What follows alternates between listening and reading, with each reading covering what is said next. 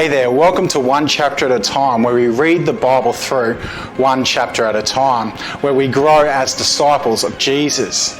If you have any comments, reflections or questions from today's chapter, be sure to contact us through the website at mountgambier.church and clicking on the Contact Us tab. But if you're watching us on Facebook, be sure to leave a comment in the comment section below, or you can send us a private message. But for now, here's today's chapter.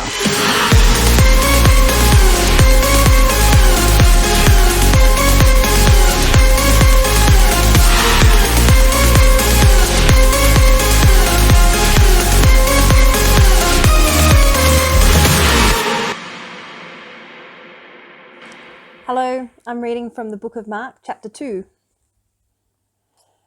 A few days later, when Jesus again entered Capernaum, the people heard that he had come home. So many gathered that there was no room left, not even outside the door, and he preached the word to them.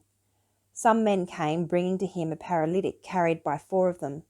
Since they could not get him to Jesus because of the crowd, they made an opening in the roof above Jesus, and after digging through it, lowered the mat the paralyzed man was lying on. When Jesus saw their faith, he said to the paralytic, "Son, your sins are forgiven."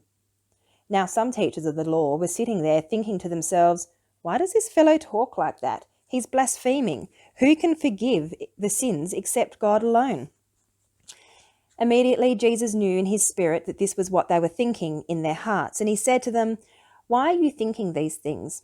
Which is easier to say to the paralytic, 'Your sins are forgiven,' or to say, 'Get up, take your mat and walk'? But that you may know that the Son of Man has authority on earth to forgive sins," he said to the paralytic, "I tell you, get up, take your mat and go home." He got up, took his mat and walked out in full view of them all. This amazed everyone, and they praised God, saying, "We have never seen anything like this." Once again, Jesus went out beside a lake.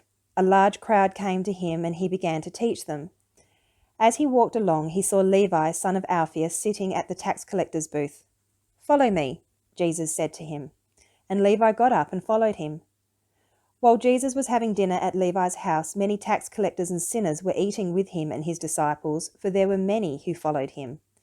When the teachers of the law, who were Pharisees, saw him eating with the sinners and tax collectors, they asked his disciples, "Why does he eat with tax collectors and sinners?"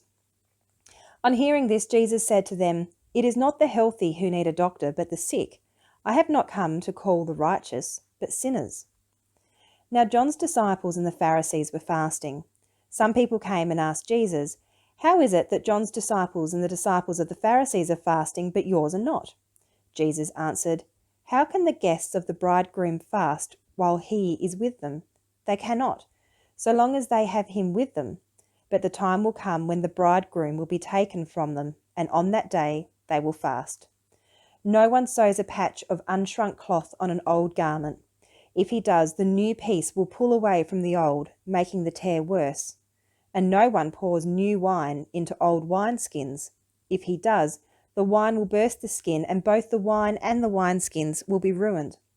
No, he pours new wine into new wineskins." One Sabbath, Jesus was going through the grain fields, and as his disciples walked along, they began to pick some heads of grain. The Pharisees said to him, "Look, why are they doing what is unlawful on the Sabbath?" He answered, "Have you never read what David did when he and his companions were hungry and in need?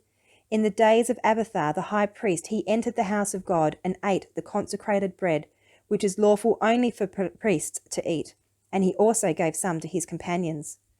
Then he said to them, 'The Sabbath was made for man, not man for the Sabbath.